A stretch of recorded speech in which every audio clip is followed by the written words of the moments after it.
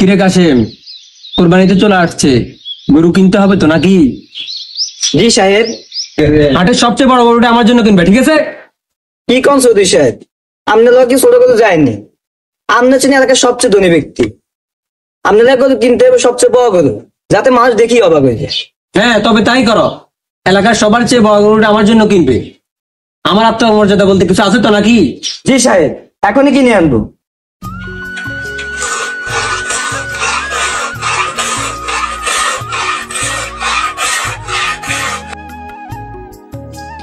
Master সাহেব, আরে ও master সাহেব, বাড়িতে আসেননি আপনি? কে? ও রহিম, তুমি?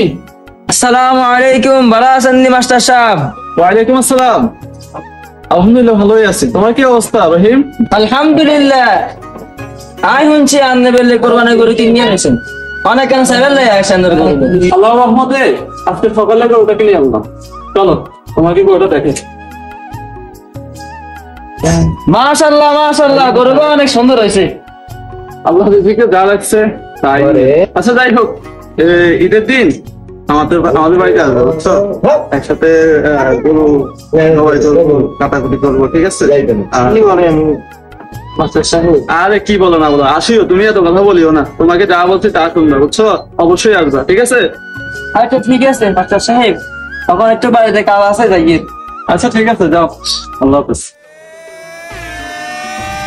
গরু গরু ও গরু আইলো রে সাইতে রে, বড় গরু ও গরু আইলো রে সাইতে রে।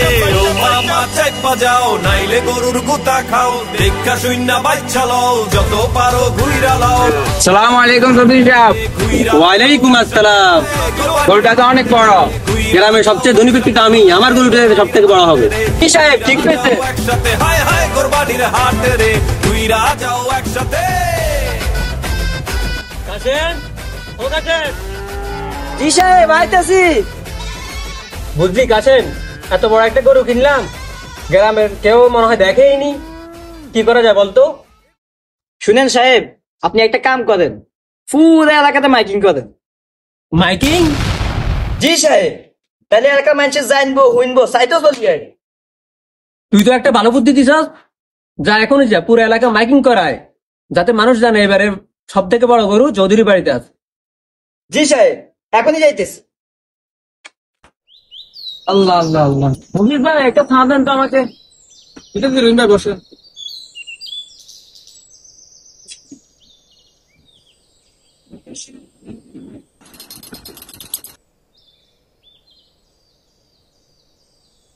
রহিম ভাই, কথাই শুনছেন নি? চৌধুরী সাহেব গরু কোরবান দিব, মানুষের শুনে বেলায় মাইকিং করে। অফিস, তোর কথা তোরা কে কইছে? চৌধুরীর লগে থাকে দেন, কাশিয়া গেছি। কি কও, এই খবর তো এখন আমার সাথে যাইতে হইব। আসসালামু আলাইকুম স্যার, কেমন আছেন? ওয়ালাইকুম আসসালাম ওয়া রাহমাতুল্লাহি ওয়া বারাকাতুহু। জি আলহামদুলিল্লাহ ভালো আছি, আপনি কেমন আছেন? এই তো আল্লাহ তাআলার রহমতে ভালোই আছে। মাস্টার সাহেব, কি হয়েছে রহিম? একটা কথা শুনছেন নি? চৌধুরী সাহেব করবা এলে করে কি কিনছে অনারে এটা মানুষের কথা বললে মাইকে এলানো কি? কি বলো রহিম ভাই? জি মাস্টার সাহেব, কাশ্মীরে ফানাইছে মাইকিং করে বললে। মাস্টার সাহেব এখনই চলেন, চৌধুরী বাড়িতে যেতে হবে। চলেন চলেন, রহিম কি চলো। আসসালামু আলাইকুম ইমাম সাহেব। ওয়ালাইকুম আসসালাম ওয়া রাহমাতুল্লাহি ওয়া বারাকাতুহু। এ কাকের নাস্তার ব্যবস্থা করো। আর ইমাম সাহেব, এবারে কিন্তু সর্বপ্রথম আমার গরুটাই কোরবানি করবে। আরে রাখেন আপনার কোরবানি। শুনছি নাকি আপনি পুরো এলাকায় মানুষদেরকে মাইকিং করে জানাচ্ছেন আপনি এবছর সবচেয়ে বড় গরুটা কোরবানি করবেন। আপনার কোরবানি আল্লাহর সন্তুষ্টির জন্য হবে কিনা এতে তো সন্দেহ রয়েছে। আল্লাহ পাক কোরআনে কারীমের ভিতর ইরশাদ করেন, লান ইয়ানালাল্লাহা লুহুমুহা ওয়ালা দিমাউহা ওয়ালাকিন ইয়ানালুহু তাকওয়া মিনকুম। আল্লাহ তাআলার নিকট ওই কোরবানির পশুর রক্ত এবং গোশত কিছুই পৌঁছে না, শুধুমাত্র পৌঁছে তাকওয়াটা। তো আপনি যদি রিয়া এবং সুমা যদি লোক দেখানোর জন্য হয়, তাহলে এটা কোরবানি কোনোভাবেই আল্লাহর নিকট এটা কবুল হবে না, গ্রহণযোগ্য হবে না। আজকে আপনি আমার ভুল ভাঙিয়ে দিলেন ইমাম সাহেব। আমি আসলে ভুলে গিয়েছিলাম কোরবানির আসল উদ্দেশ্যটা কি। মনে রাখবেন, এরকম ভুল যেন আর সামনে না হয়। ইনশাআল্লাহ হবে না। চৌধুরী সাহেবের মতোই আমাদের সমাজে অনেক লোক আছে যারা কোরবানি করেন শুধু মানুষকে দেখানোর জন্য।